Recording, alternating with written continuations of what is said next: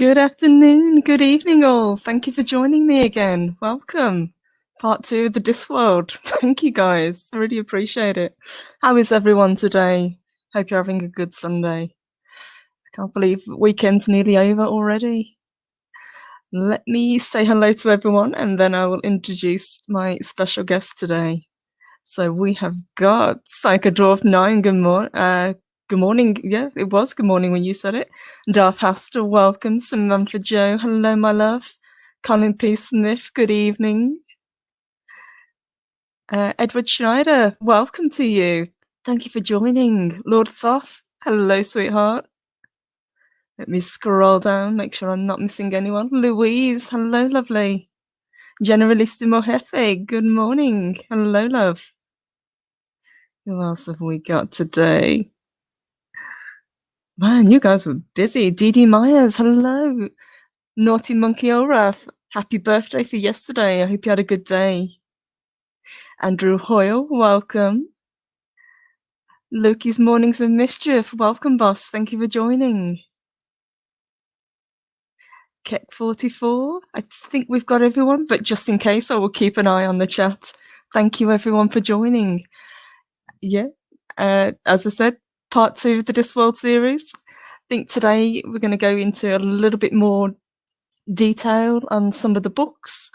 We're going to kind of go over some of the themes that run through them, and my special guest today has also been reading through some of the books, so I'm going to get his perspective and see what he thinks of them also.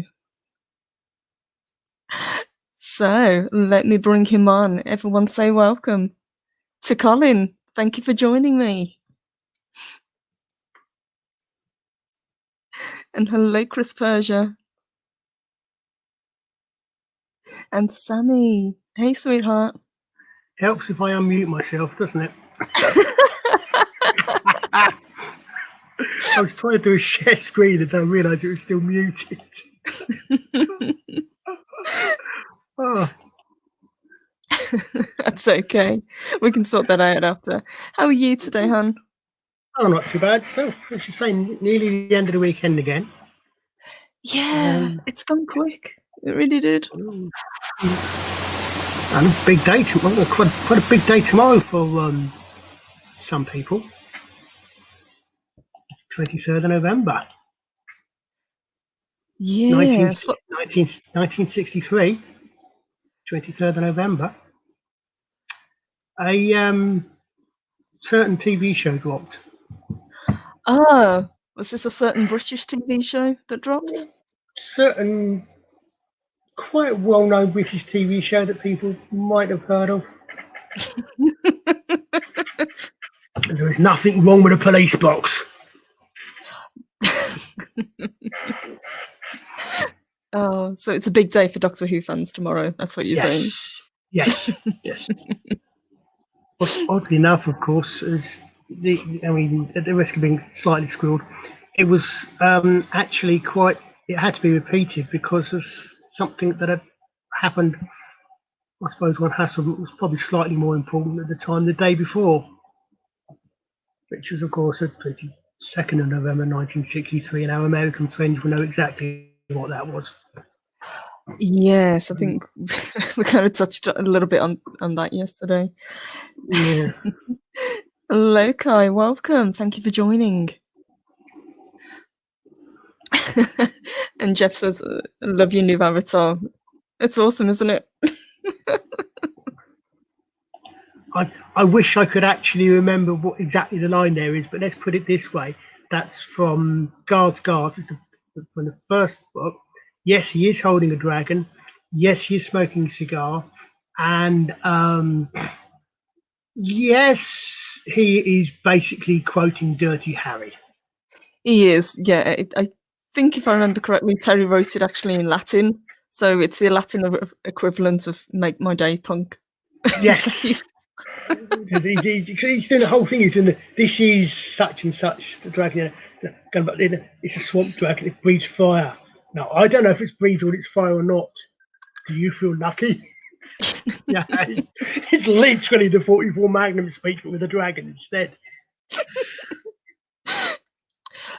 So, kind of jumping into that, you've been actually reading the Watch books, haven't you? That's where you went with it. What did you think of them? Because I think you've just finished the last one, haven't you? Yeah, I have. I loved them. I'd read most of them before. I read. I've read probably 30 of the Terry Pratchett books. Mm-hmm. I kind of drifted off a little bit when he started getting into the young adult ones because, excellent as they are, they weren't. They were especially a bit different. Um, I wasn't that into them as I was to the other ones, and Yes. also I deliberately avoided going back to reading them because I know something that happens in I believe it's I Shall Wear Midnight. There is something that happens very early that I'm likely to cry when it happens. Yes. But after that, your fault actually, because when you did that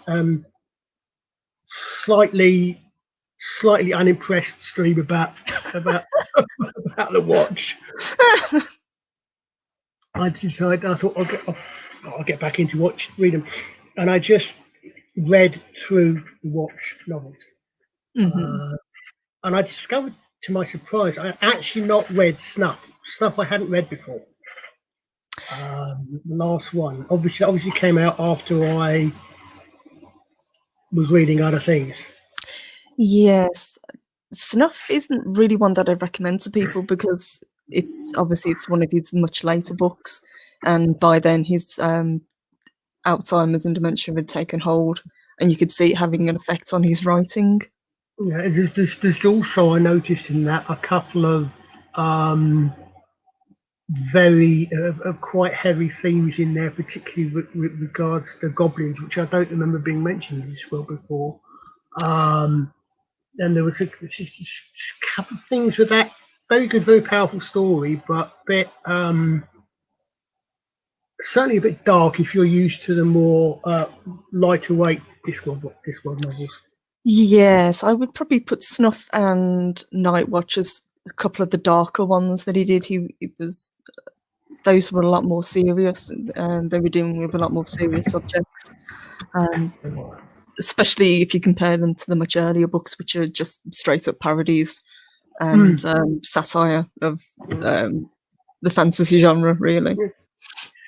Mind you, it didn't drift away from me. I mean, I didn't quite realise until like there's a line in Snuff when I suddenly realised, okay, that's where I can't remember dealing with it, but it is possibly it was a parody that I don't read romance or classic romance or that sort of thing that are more at the risk of being accused of being something more for ladies than the gents type of reading. But even I recognise a line that comes out, a line that starts, "It is a truth generally acknowledged." I recognise that, and I thought, excellent, Terry Pratchett. He's new Pride and Prejudice. And it was fantastically done. He did it superbly well. He did, and I think I brought it up last week when I did the first episode. He would, incorporate these themes, and he would kind of poke fun at different authors and tropes, but he never did it in a mean way. It was always an homage to whatever he was writing about. One of my favourite ones actually is not from the City Watch. It's from the Witches novel, and it's Witches Abroad. And I used to work at a little airfield just outside London called Heathrow. And my mother, before she retired, used to work for the National Airline. So air travel, and there's a lovely, if people aren't aware of it, there's a lovely bit. You have to remember that witches on broomsticks. Broomsticks are enchanted, and they come up with this idea of getting the dwarves. I can't explain this, but basically they enchant a tree trunk, right? So you've got the three on a tree trunk, flying to wherever it was they were going. But there's a discussion on there where I think it's Magrat, being the modernist one, comes up and says something along the lines of, we could actually do this, and we could actually charge people to take them places. And discussing, Nanny, what would you do? Nanny would serve the food, whatever. Granny would serve would do the steering. And what would you do, Margaret? Well, you could tell people what to do, what happens if you have an accident. And if anybody at this moment is not having pictures of a young lady in some sort of uniform standing in the middle of a tube pointing at doors, they do not get the point. Yeah. They are absolutely a ripple. But the best bit for me is when she goes, well, what will we call ourselves? And this is something which I shall probably actually try to put in chat as we go along, because otherwise it won't necessarily make sense.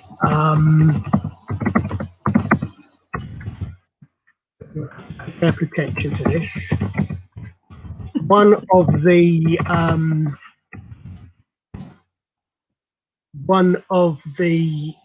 that's one of them. I'm muted.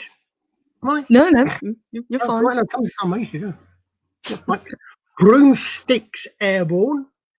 Just think of the initials. I can't remember what one of them was TWA, which is Transworld Airways, and there's another one where Margaret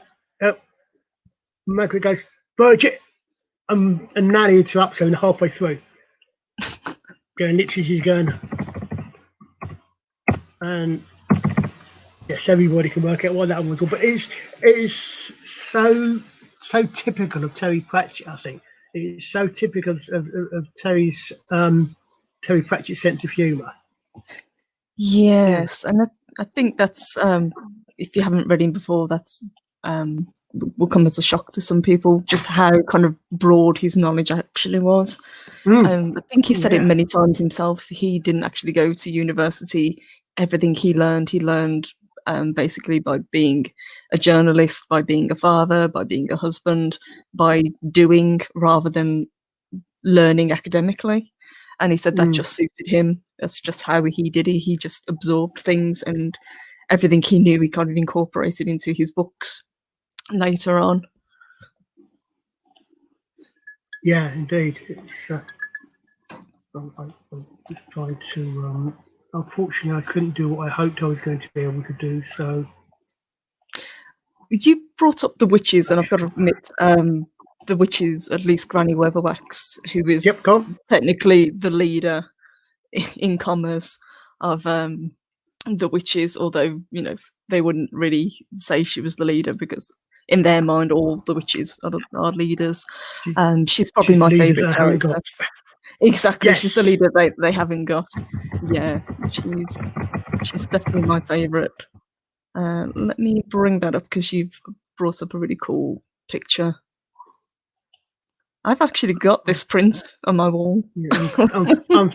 Unfortunately, I've downloaded a load of these, but I do not appear to be able to actually screen share from the laptop. I can only screen share from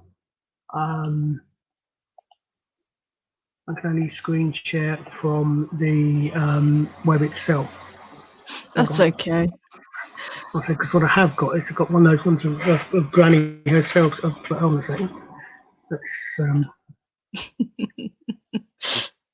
But that particular artwork, it kind of gives you a really good idea of the cast of characters. It's probably some of the main characters that he did, and that artwork is by Paul Kidby. Yeah, that's I thought the best one I found of Granny. Yes, there she is, the formidable, no nonsense Granny Weatherwax with Nanny Og behind her, and the younger witch Magrat peering over her shoulder. We took the place of Goody Wimper, may she rest in peace. I really love the character. She's, like we said, she's no nonsense. She's a good witch because she has to be, not because she's cut out to be. Yeah, was it the first one or the second one where we find out who her sister is? Where they That is equal. That's it's got Witch's no Broad. what is it? Yeah, I think yeah. Yeah, that's the We've one got that you were talking about. That's that her, one si- where they're traveling. her sister is the thinks she's the fairy godmother in well, I think it was sort of partly Cinderella, partly the Frog Prince, was it? It was partly It was, yeah. So Eco White's is kind of a mishmash of all kind of fairy tales, and it's a little bit like Shrek. Basically, it kind of took on a life yes. of its own. Yes, it is. But even though Granny Weatherwax by nature isn't the kindest of people, she's a good person, and that's the defining characteristic of her. Yes. What about you? Do you have a favourite character? It varies, I think, depending on which one I'm in. I used to like. I like Carrot. I think Granny Weather actually probably my favourite of such. But I love the way they play Carrot. I think he is so cleverly done when everybody in the world knows that Carrot is actually the king of Ankh-Morpork.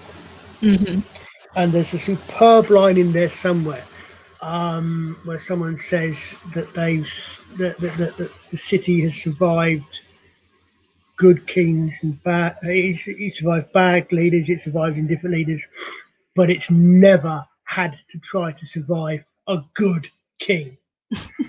And the way they portray him, because he is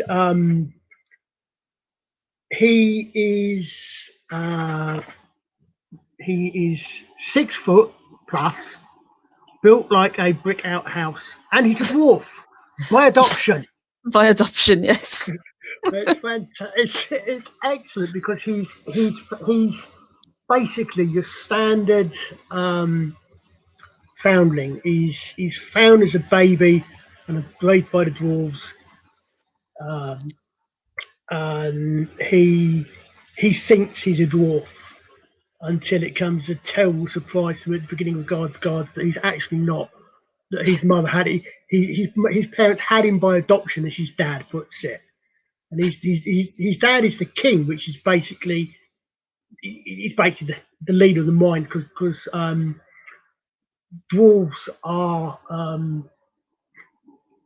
I suppose it would not be unfair to say that Discworld dwarves are a fully realised version of Snow White's dwarves. In that they are they're miners, they live underground and all the rest of this. But the head of the mine is the king, but they go into more later on, obviously. But it's great because you get this thing where, and he's just nice. He is just nice to everybody. He is simple. Yes, simple but not stupid. That's what Terry gets across. He sees things in a way that a lot of other people don't, but his real talent is he can get people to get along really easily. He gets along with everybody. And that's why he's so good in the watch, because he remembers everybody's names. He knows what's going on. He's very much a people person. Unlike most people, his charisma score, rather than 3d6, is 300d6. He's got charisma coming out of his toenails. Yes. And Hunky Chunky Funky Monkey says Nanny Og is my favourite witch. Granny was a badass, but Nanny Og was the one you really had to watch out for. And that is a good point, because whereas Granny Weatherwax had to work very hard at being a witch, with Nanny Og, it's in her blood. It's who she is. Mm. And I think it's not unfair to say that between the three of them, they represent the three aspects, you know, the maid, the mother, and the the other one, the crone. I was going to say Granny and Nanny Og is very, very, very much the mother, the earthly mother. Very much. I suppose also the way they were written, they kind of represent different aspects of witches in popular culture. So Granny Weatherwax is like the wicked old witch from the fairy tales. Nanny Og is more, you know, the kind of practical, someone who works with herbs, someone's good with, you know, assisting with births and things. And then Magrat is basically the kind of hippie, new age witch. Definitely. Yeah. Well, let's be honest though. I mean, if you're going to, and I do not want to use the word steal because of Terry Pratchett. The phrase is if you're going to steal for the best. He doesn't steal, he homages and he does. But he goes from fairy tales to Shakespeare. Mm-hmm. And the other thing that Magrat, Nanny, and Granny are, of course, is the three witches. As in, Hubble Bubble Twinkle, when shall we three meet again? Well, yeah. I could do next Thursday. Best slides ever, you know. It's going to be the probably not supposed to mention the name. Shakespearean play, Bubble the Dark, you know, when shall we three meet again? Well, I'm babysitting next Tuesday, but I do next Thursday. It is pretty much the book The Weird Sisters is just a retelling of Macbeth. It's done in a really, really funny way. But yeah, it's straight up, it's just Macbeth. But on the Discworld. Yeah. Yes. With the occasional riff on Sleeping Beauty, William Shakespeare in total. Yes. It is probably one of the better starting points, I would have thought. It's what, the second or the third, which is one per se, I think, isn't it? Because yeah, it's the second one. So the first one's Equal Rights. Yeah, and even between those two books, Granny Weatherwax is a very different character because Terry was still trying to kind of figure out how he wanted her to be. Yeah, indeed. Because she's very much the no, it's sorcery that's Rincewind, isn't it? Yeah. It's in fact thinking about it, sorcery and I just brain farted on the one we were talking about. Are very similar, aren't they? You've got the elder magic user, or the more senior magic user, and the younger one. But the witches are almost literally the antithesis of the wizards. Yes. So whereas the wizards are very kind of almost science-based in their in how they see magic and how it's used, witches are very kind of nature-based and very much people-orientated. Oh god, the high energy magic building and hex. Hello, Dal. Hello, sweetheart. Dal says she's reading The Weird Sisters this month.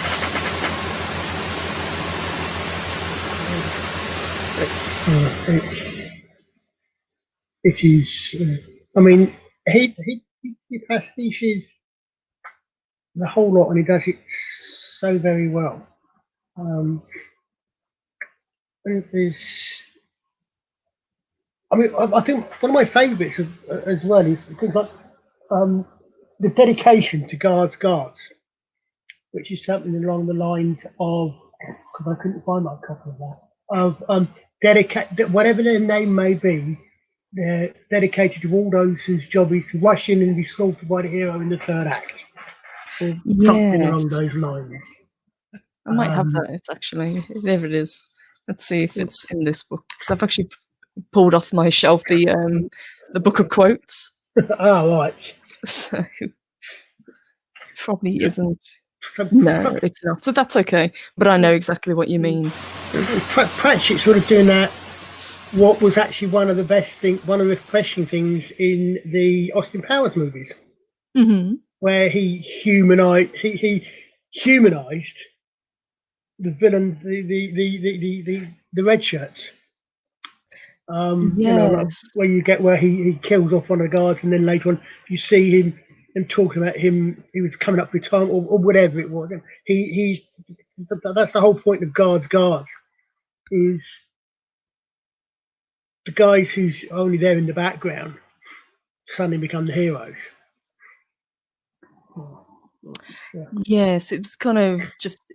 I think it was probably written as a one-off, actually, just as you say, to kind of bring into the spotlight a little bit the guys that are just kind of grunts that are just there to be killed by the hero, and it was a chance to kind of give them a moment to shine. But they proved to be so popular, especially obviously Sam Vimes, who has I'd say he's probably one of the most popular characters. He's certainly got the most fleshed out story in all of the books. Yeah, indeed. I mean, I must admit, I was one of the things that I don't say disappointed because it's not the right word, but I noticed about Night Watch in particular is the Night Watch wasn't an Ankh-Morpork City Watch novel. It was a Sam Vimes novel.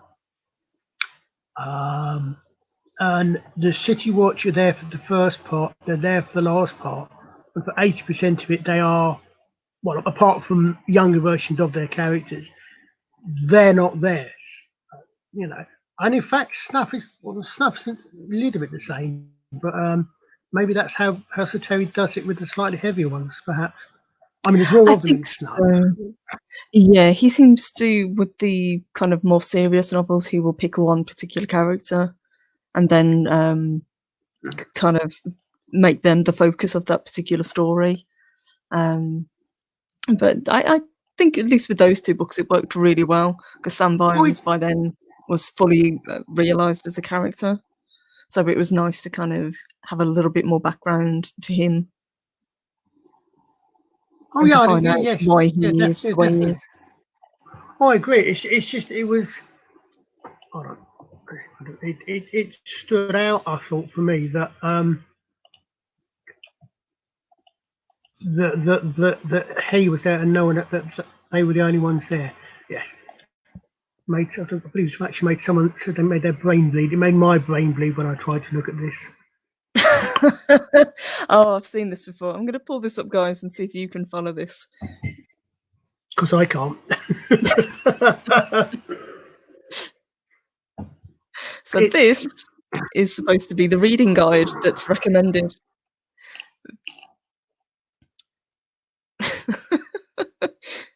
So, as we were saying last week, the books tend to be set. Oh, sorry, that's No, that's fine. No, that's perfectly fine. No, I forgot that was going to happen. That it zooms in, yeah. Yeah. Because I zoomed in so I could read it. I forgot, of course, I'm sharing it. So there's a couple of ways of reading the Discworld books. You can either read them from start to finish, starting with Colour and Magic and going all the way to The Shepherd's Crown, which is the final book. Or you can pick a particular character, like I was saying last week, and follow their stories. So it goes with the Rincewind novels, the Watch novels, which Colin read, The Witches, Death, who appears in all of the books but has several centric books just where he's the main character. The Ancient Civilizations, of which I'd really, really recommend Small Gods. That's one of my favourites. Oh, I love Pyramids as well. Pyramids is good. It's one that I didn't like. Same with Jingo. When I first read it, it took a couple of rereadings to fully appreciate it. I love the scene, I think, at the start of Pyramids. I think it's where he's the guys, the heroes at School of Assassins, and he's getting ready to go out, and he chooses this weapon, that weapon, takes a step forward, and falls flat on his face with the weight of all the weapons he's carrying. the incumbents will catch up on him for once. Yeah, and Louise said I just read them in the order that they came out. Pretty much I did as well, to be honest, because at the time I didn't know that there was any other way of being recommended. But there's the Tiffany Aching books, which they started off as young adult books, and then she was incorporated into the adult novels. There's also science books, maps.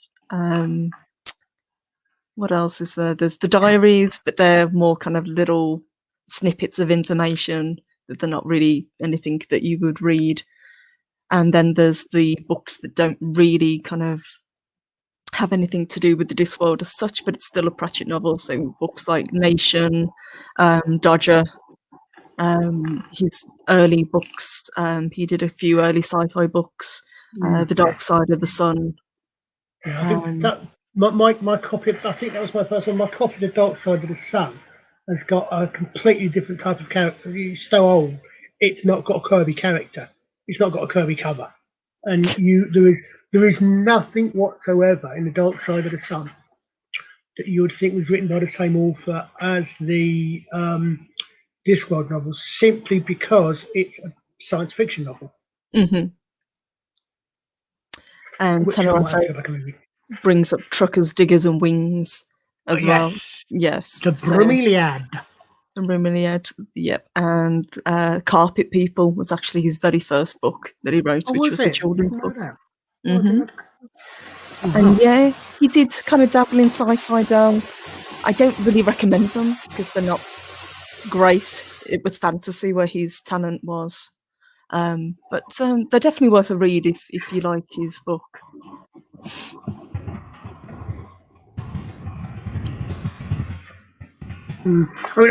According to the guide here, Terry Pratchett apparently reckoned you should start with sorcery. Yes. For me, I think Mort was the first one, and then I went back and then read them all in order of release.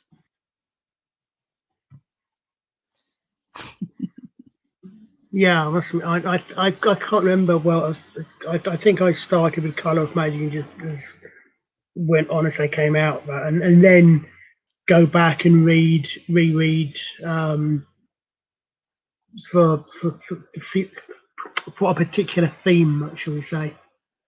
Wasn't the Trucker Snap made as a TV series as well? It was, yeah. It was stop motion animation, if I remember correctly. It was the same people that made Wind in the Willows. Was it Cosgrove Hall? Possibly, yeah. Yeah, I'm pretty sure it was. Arbon do the claymation type stuff, don't they? The Long Trousers. I think that's Arbon's style. So yeah, maybe would have been the other ones. Yes, I think it's worth pointing out as well that as the books go on, the world and the characters also grow. So time actually passes in the Discworld. So what starts out as your basic fantasy world, by the end of the books, they've actually had their own industrial revolution. So they're actually starting to use steam as power, which was kind of cool. Yeah.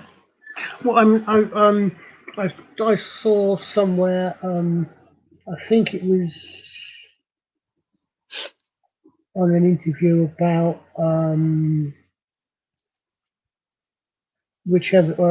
about Wintersmith, Hogfather one. Terry Pratchett saying that basically, going back to what you were saying about the witches, the main characters are effectively the archetype of that. So the witches are the archetype of the witches. So Vetinari is Machiavelli. He's the archetype of that sort of. Vetinari's character is a late medieval Renaissance figure. The guards are pretty much timeless. In effect, I think the guards, they sort of start off as they are medieval watchmen, and they stay that pretty much through because that's what that sort of thing is. Which is why, for example, when he played a character as a toy maker, and that was a Victorian. Yes. Because Geppetto and the like, that would have been the epitome, not necessarily the epitome, but what most people think of as your average, your typical toy maker. Which is why the vampires are the way they are, and the werewolves. Yes. The vampires are all very Bela Lugosi, over the top kind of characters. Yes, even the Black Ribbon is. Yes. I'm not quite sure where he got the trolls from. The trolls are the trolls are Tolkien-esque. Yeah, and the golems are really interesting because he goes back to the golems. He goes back to the Hebrew. They are Hebrew. They are the Hebrew tradition golems. I don't know if people have played the first Vampire the Masquerade game, but there's a section in that where you're in Prague, I think, in the Jewish quarter, and there is a golem, and that golem is powered by words in its head. That is where the golem comes from. It's Jewish tradition, Jewish folklore and tradition, and that's exactly what they are. Yes, yeah, and that was incorporated into the books as well. Because the golem on the Discworld, they have a scroll inside their heads with whatever orders that they're given written on the scroll. They're almost kind of, I suppose they take the role of almost robots. Yes. Or automatons, but not really, because they've all got their own kind of personality. You think they're kind of just blank slates, but they're really not, which was kind of nice. And especially you brought up the trolls. I think one of the most interesting characters who is also part of the Watch is Detritus. Yes. Oh, yes. Yeah.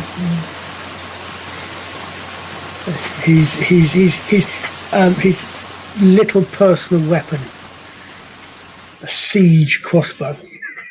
Yes.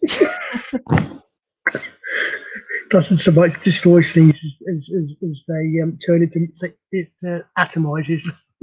Pretty much. I think in one of the books it says it's the only weapon that can open both the front door and back door of a building at the same time. Yes.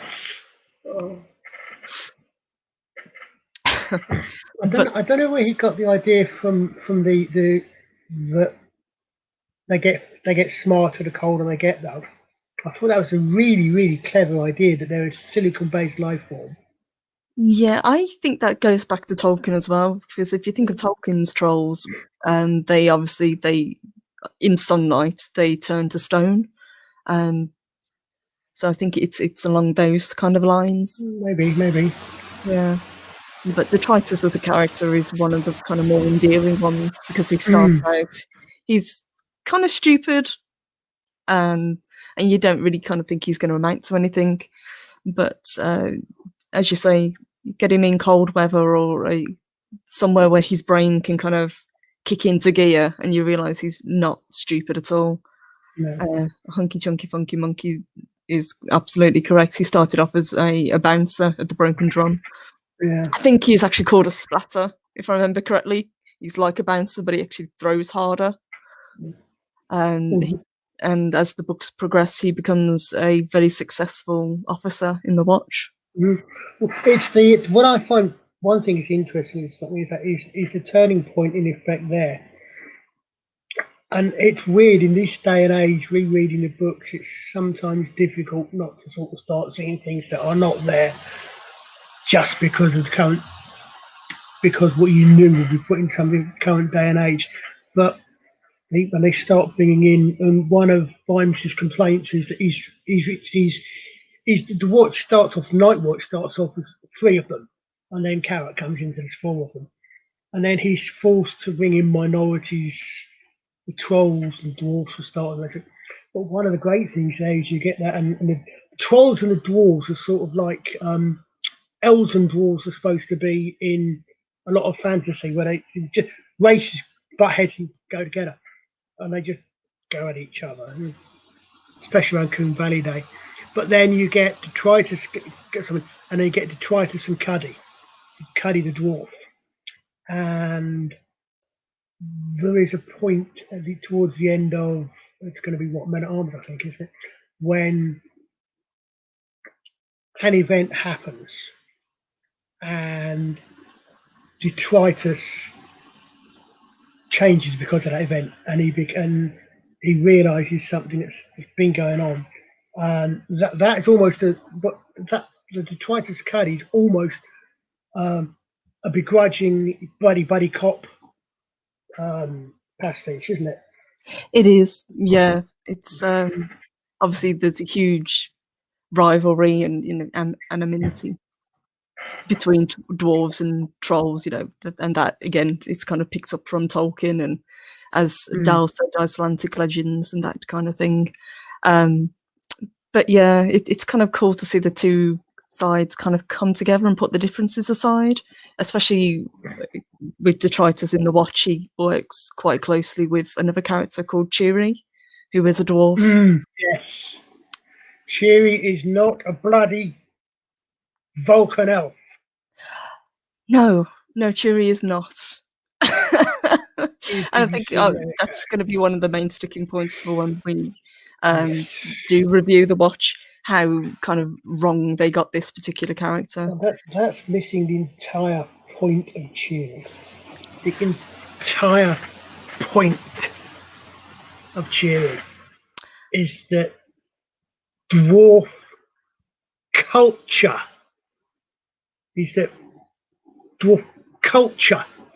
is as asexual as you can imagine it. They use he pretty much by default. Yes. It's not a repressive culture. It's because of the nature of dwarves, they look very similar. There's not a lot of difference visually between male and female dwarves. So culturally, and then gradually you sort of get the female dwarves become more and more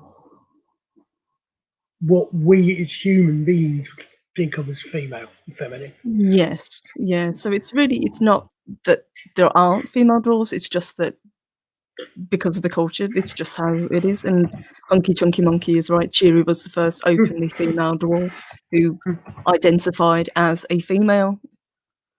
And that's a really kind of, he brought kind of the idea of identification and who you are. He brought it into the books very years ago.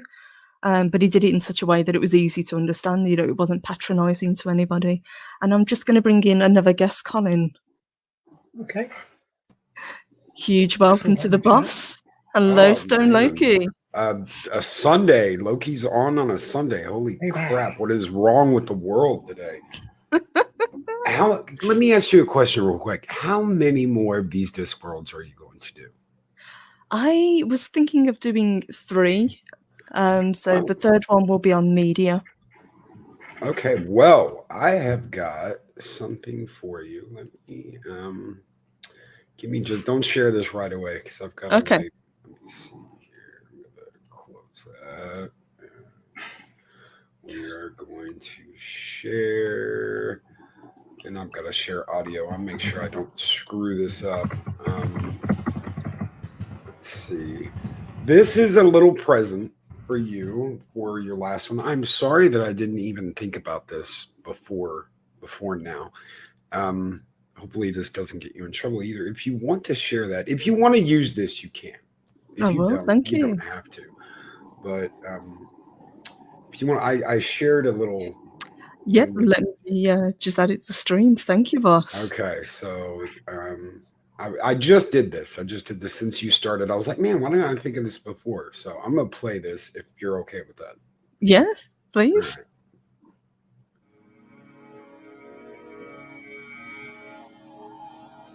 Everything starts somewhere.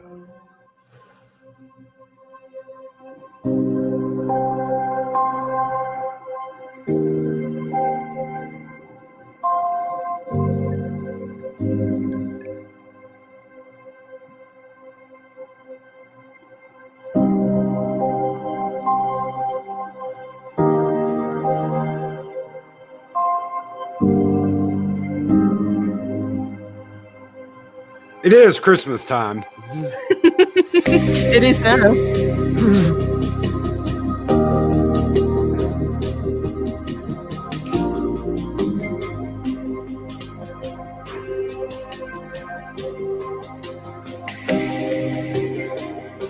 That call is celestial or gods or Death's house.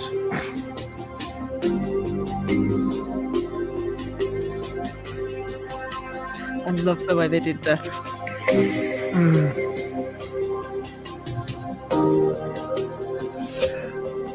I must admit, I didn't think anybody could beat Christopher Lee, but Ian Richardson did a damn good job. He did, and then sadly when he passed, Christopher Lee took over.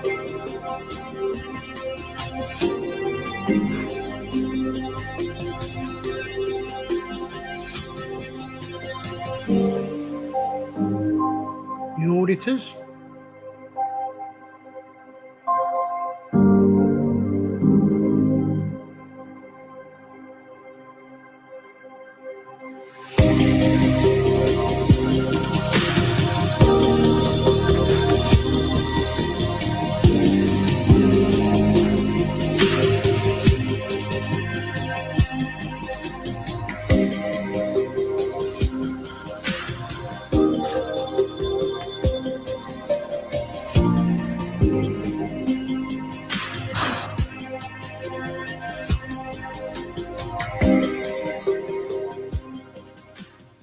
Just a little opener for you if you want to use it Oh on your my next. Gosh, thank you. That was incredible. Thank you, You are- Loki. You are very welcome. Hopefully, you'll do more. Anytime you use Discworld, do Discworld. Use it. by I all means. will. Well, I'm going to be doing the reviews of the watch, so I'll definitely be using that for them.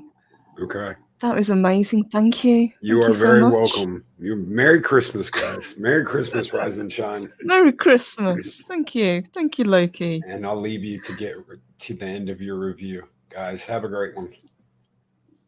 You too, Loki. You too. Thank you, boss.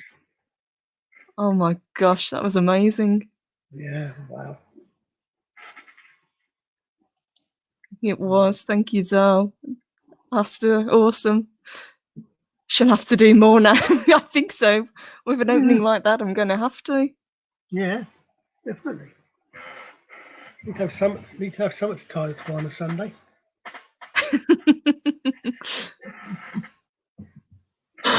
Oh my gosh. That's completely thrown me. That was that was brilliant. Thank you. Well, that's the thing is, I think also is Death, of course, is possibly the most popular character on Discworld. I'd say Or so, weirdly within- enough. Yes. And obviously it showed a really good kind of version of Death in that awesome intro that Loki just gave us. Yeah, in that particular one, he takes on the role of what would be the Discworld's version of Father Christmas. With the Discworld, everything, if you believe in something, eventually it becomes personified. So there's a representation of death, there's a representation of Father Christmas, which is the Hogfather, and various other entities that aren't technically gods but are still believed in, like the Tooth Fairy, for Tooth Fairy example. franchise. Yep. Yes. But the one book actually I would recommend, and as Loki correctly said, because we're coming towards Christmas, would be Hogfather. It's a pretty easy read. And also some As to says deep dives. Well, Hogfather is also quite interesting. It's a pretty good examination of how stories, fairy tale type in particular, change and evolve. I mean, the way the Hogfather comes about, the way they do with some of the decorations, decorating trees and things like that. I think it's quite a good examination of that sort of thing as well. It is, yeah. It makes you look at, where the ideas come from, but it's also the same as Small Gods. It's about the power of belief. Narrativium. Exactly. And Death of Rats. I like the Death of Rats. Oh, yes. I've got to go back and read some more of those now. I've got so many books to reread. But yeah, I think next week, as I said, we're going to go over the media. So I'll kind of go into depth. So we can talk about the Hogfather, Colour of Magic, Light Fantastic, Going Postal, which are all done by Sky One, and they all featured Terry Pratchett because, like Stan Lee, Terry liked to have a little bit part in all of the live action. I think for the time and for the budget, they were actually really well done. Oh yeah. I must admit, I still didn't see David Jason as Rincewind. No. If I remember correctly, he was kind of adamant that he wanted to play that role. It was his favourite character. Fair enough. I mean, I can take him better as Albert than as Rincewind, personally. Yes. But then that's my headcanon. So I think, as I said before, consent and you pick up a picture. You don't even necessarily have a picture. It's just like what was it?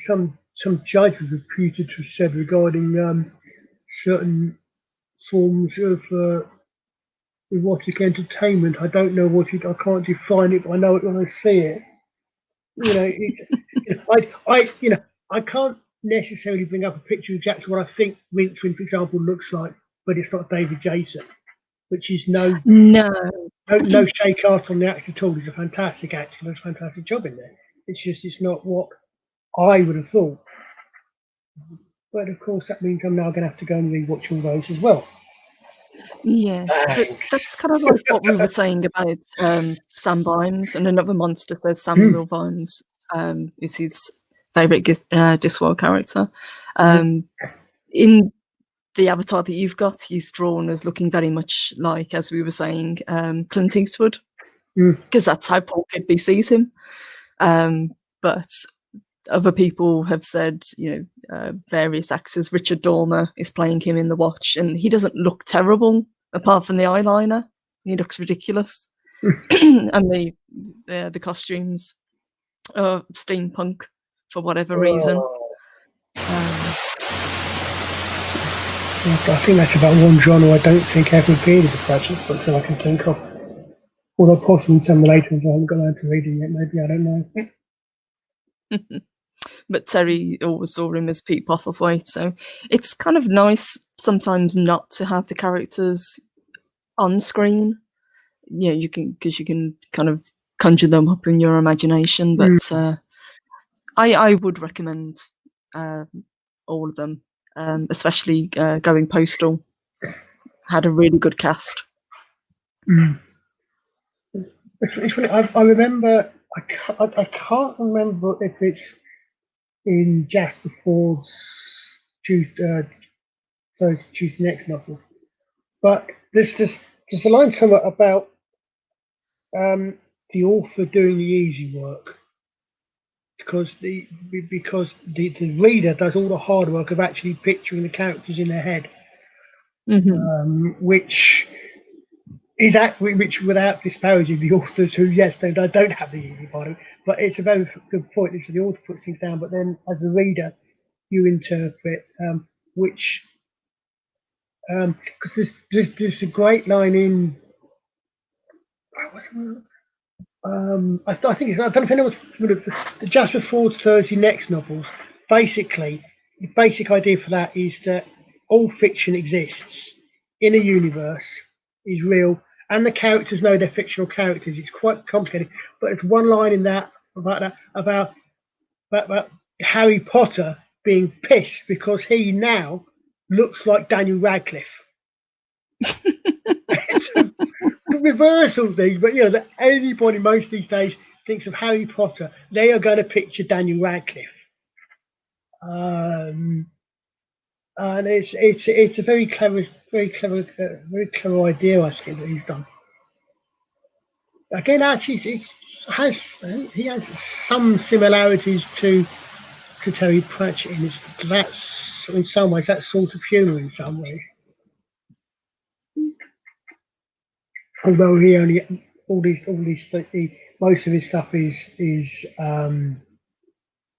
classic. I mean, for example, the first one is the Eyre Affair, which is set quite literally within Jane Eyre. It's a really odd way of doing it, but literally things take place in the settings of Jane Eyre between the scenes. So when the story in the book is somewhere else, other things are happening in the places that aren't. God, this is getting horribly complicated to explain there. And it's nothing to do with Discworld anyway. I know what you mean, though. Once you've kind of seen a character, especially if it's in a famous role, or the actor kind of takes over in your mind. So when you read the book, all you're seeing is that particular actor. Yeah. On the other hand, thanks, Louise. I may possibly now not be able to reread The Watch without seeing Paul Darrow as Sam Violence. To be fair, that would have worked really well. Oh, not yes. one that would have sprung to mind, but now that she mentions it, I could definitely see that. And hello, Clobbering Times. Welcome, love. Thank you for joining us. Yeah, but I think similar to Doctor Who, anything that's kind of set in the Discworld,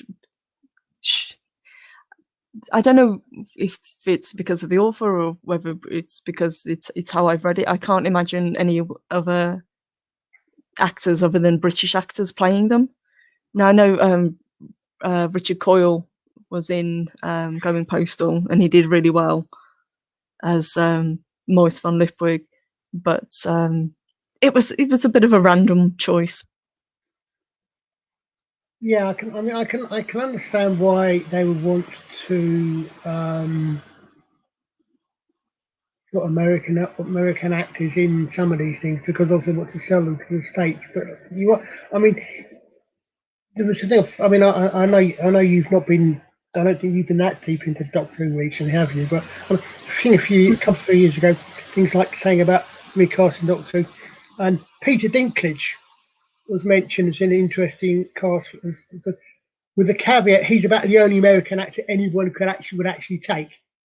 As you say, the Doctor should be English, and there is Discworld is so much of that is almost quintessentially English. It's a little bit like trying to make Miss Marple, Miss Marple American, or for that matter, Hercule Poirot Australian. I think you're right. There's just some things in there which, fine, take the idea, move it, change it sufficiently that it's not just taking a rip on the original. Let's try, if it's possible, to stand back, which is not always. The Watch, as a standalone, might possibly have some merit. It's just because they're sticking the Discworld name to it, that it's going to cause so many problems. It is, yeah, and we've seen it with so many franchises recently. Yeah. I think Discworld is just another kind of casualty of what's happened. And Hasta brings up a good point. Where do you think Stephen King got the Macroverse flying on the back of a turtle in space from? I think so. The idea of a flat world on elephants on a turtle isn't anything new, and it's certainly nothing that Terry Pratchett invented. It's a Hindu idea, if I remember correctly. I think so. I remember a quote that was actually nothing whatsoever to do with Discworld, but it's something about somebody challenging some lady, and it's supposed to go along the lines of the world is on the back of a turtle. What's the turtle? What's holding the turtle up? Another turtle. What's holding it? And basically, the end line is you can't fool me. It's turtles all the way down. Yes. That's one. Yeah. But as I say, it's, as far as I'm aware, that is absolutely nothing to do with Discworld whatsoever. As you say, it's probably the Hindu, I think, white mythology.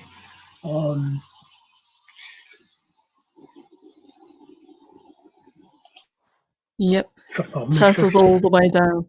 And that's a kind of reoccurring line in the books as well. The turtle moves. So I might actually close up tonight with a quote from the first book about the turtle, if that's okay. Sure. Okay, so this is from the very first book, which is Colour of Magic. There was a theory that Greater Tuin had come from nowhere and would continue at a uniform crawl or steady crate into nowhere for all time. This theory was popular among academics. An alternative, favoured by those of a religious persuasion, was that Greater Tuin was crawling from the birthplace to the time of mating, as were all the stars in the sky, which were obviously also carried by giant turtles. When they arrived, they would briefly and passionately mate for the first and only time. From that fiery union, new turtles would be born to carry a new pattern of worlds. This was known as the Big Bang hypothesis. Steady gate hypothesis. In fact, I do believe that actually happened, didn't it, at the end of one of them? It happens at the end of the second book. Yeah. The steady gate here was a bit. As soon as you started reading that, I knew exactly where that was going. Just steady gate or the Big Bang.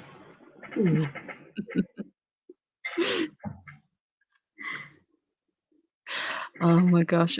Thank you, Colin. I really appreciate you joining me today. Enjoyed it. And huge. Yes, I tend to keep it to about an hour because that seems to work for people. But again, we will have another one next Sunday, and as I said, I'm going to be focusing on the media this time, because The Watch isn't the first time that Discworld has been portrayed on screen. So I'll be kind of going into more detail about those, and if you guys like it, I might take Hasta's recommendation and maybe talk about my top 5 favourite books and go into more detail on each of those. Absolutely. Samantha, go. Do it now. Thank you, Sammy. I hope you like them. They're a lot easier reading than Tolkien. Yes, they are. So again, huge thank you, Colin, for joining me. Thank you, everyone in the chat for joining us. That was a lot of fun. And I will see you guys tomorrow with Samantha Joe. We will be continuing Vikings, our review, and we'll also see you tomorrow morning in Loki's chat. So have a great Sunday, guys. Mwah. Bye. Bye, everyone.